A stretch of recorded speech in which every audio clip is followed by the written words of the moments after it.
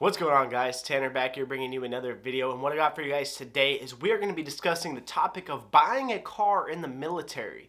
What you should do, how you should go about it, what kind of car you should get, things of that nature. But before we get into that, I'd just like to say thank you for 3,500 subscribers. We just broke that milestone last night. I really appreciate all of the support. I got a lot of things coming for you guys this week, so stay tuned for all of that. It really does mean a lot. You know, all the support we've been getting, it's amazing, man. I honestly, I don't feel like I deserve it, but building this community with you guys, it means a lot to me. But without further ado, let's get into today's video of buying a car in the military. So there's this huge, what do I want to call it here, stereotype of military people going out and getting a muscle car that's most likely going to be a V6 with, 26% interest on it, and, it's just a big stereotype. But the thing is that stereotype is real.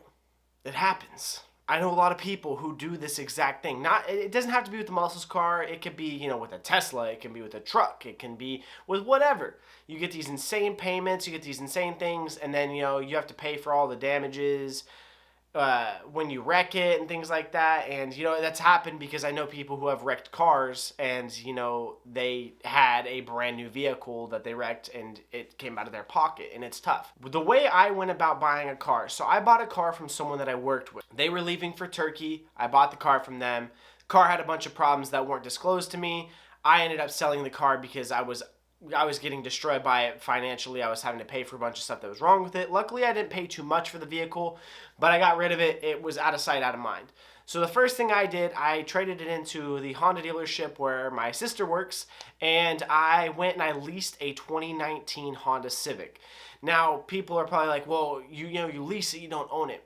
When you're in the military, I would highly advise that you do lease a vehicle. There's a high chance you're going to get deployed. There's a high chance you can get sent overseas from stateside and things like that. And whenever that happens, you can completely get out of your contract on a lease. So if you get deployed and your car's going to be at home for 6 months, you can get out of your lease and you don't have a car payment when you come back. You can start a new lease if you want, or whatever it may be. There's a ton of things that they do for the military when it comes to leases. Also, every couple of years, so say I have a 3-year lease. So in 3 years, I give the car back. As long as I'm under my 36,000 miles, I don't pay anything.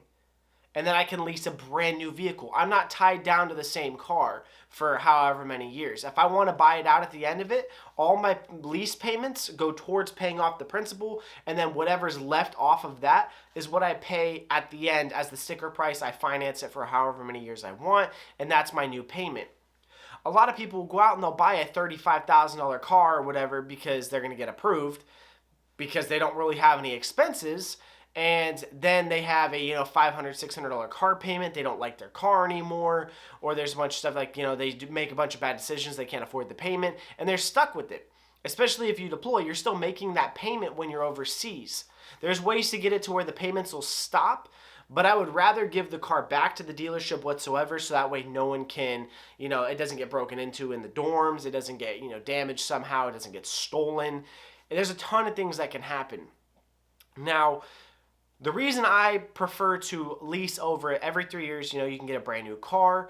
Every, however often, all your maintenance is covered. All my oil changes are covered. My tire rotations are covered. I get a free car wash every time I go. Sometimes they fill up my tank with gas. Anything that goes wrong with the car, it is covered. And, I have multiple services. If I were to break down on the side of the road, someone's going to come out, fix whatever it is, tow my car for free. I run out of gas, they'll bring me gas on the side of the road for up to 3 times a year. Anything that goes wrong, my lease covers it. Anything that breaks on the car, my lease covers it. Someone hits my car like they did with my Civic, I give it back to them and I don't get dinged for it. I had a guy back into my Civic with his tow hitch. He ripped apart my rim, he dented the door, he scraped the paint. I didn't have to do anything. I gave it back to them and it was covered. His insurance covered it. The car was good. There's a lot of different things though. People will say that your car you don't own it. Now, for me, I don't like to own depreciating assets. Now, when you drive a brand new car off the lot, it immediately loses a big chunk of its value because it's not brand new anymore. It is used. So the dealership is not going to give you what you paid for, even if you brought it back, a week and a half later and said, hey, I don't want this car anymore. They're not giving you what you paid. Every couple of years, there's new technology in vehicles. Yeah, it's nice that you could say you paid off your car in 7 years and you have a paid off car, But I'd rather make a couple $100 a month payment knowing that all my oil changes are covered, all my tire rotations are covered, general maintenance is covered. If I want to give the car back in a few years, it's fine. The only downside is you can't go over your mileage. So for me, I had 36,000 miles to use. On my Civic, my 19, I traded it in because I was high on my mileage. I got out of that. I got into a 2020, and it actually made my payment cheaper. I saved an extra $10 a month on my car. It lowered my insurance as well, and I have a brand new car, and I've had that for 4 months, and I actually just broke 3K miles this morning. So I have 1,200 miles a month or something. Yeah, 1,200 miles per month for 3 years. And I am just over 3,000 right now, and I've had it for 4 months. So I'm behind where I could be for my miles. I'm saving my miles.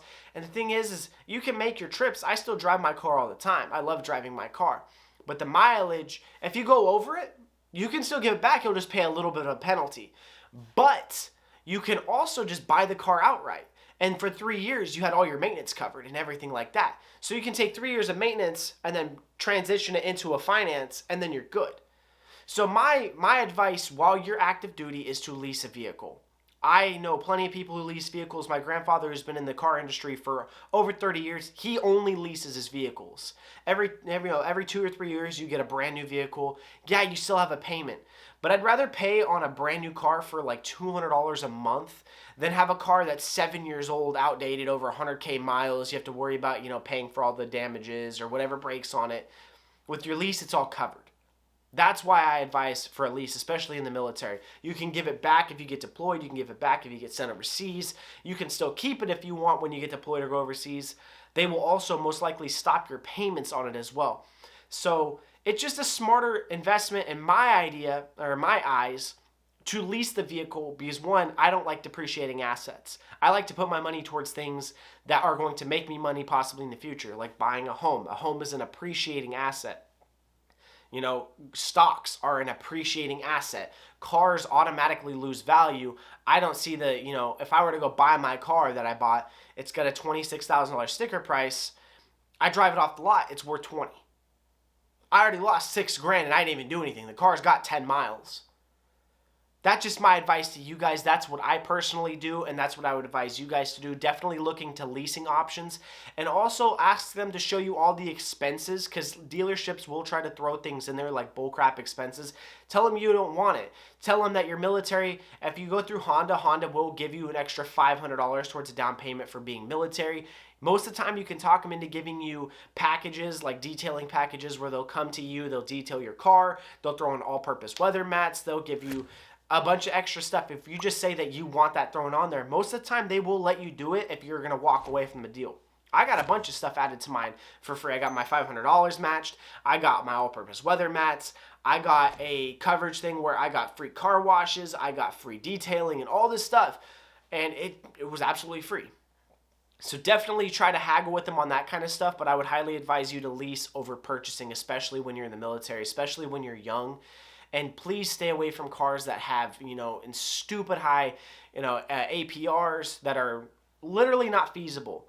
I highly advise you not to buy a vehicle when you first get to base. Lease a car, and if you don't like it, you can trade that lease in and get a different lease through that dealership. So say you go through Chevy and you lease a Malibu, but you don't like it and you want to lease something different, you can give it back and trade it in. They'll do that for you. So do what you want. This is my opinion. This is my advice to you guys. It is what that's what I'm here for, is to give you guys advice. I know plenty of people who lease. I know plenty of people who like leasing. And I know plenty of people in the car industry who lease. And they advise you to lease, but they're not going to tell you that. But that's going to do all for today's video. If you guys did enjoy, please smash the like button. Leave a comment of what you thought, what your opinion is on leasing versus owning. A lot of people like owning it because they like having something in their name. But technically, you don't own it until the car is completely paid off and they send you the title in the mail. But that's going to do all for today's video. Like I said, smash the like button, leave a comment, subscribe if you are new, turn on the post notification bell to know when we post a video. We're closing in on 4K subs rapidly. and I enjoy building this army we got going for you. But I'll see you guys in the next video. Peace out. I love you all. Stay safe and have a good day. I got a feeling you niggas don't like me. I'm talking vacation, this shit can get pricey. They know I'm the greatest, my nigga, that's Psyche. I do it, just do it like Nike. Needed some help, she started twerking. She said that it's mine if I go put the work in. I secured the bag and I bought her a Birkin. No, I can't swim, so I drown in the ocean. This is the mask, I'm doing the most. They praying I fall, I'm killing they hopes. Looking at me like they seeing a ghost.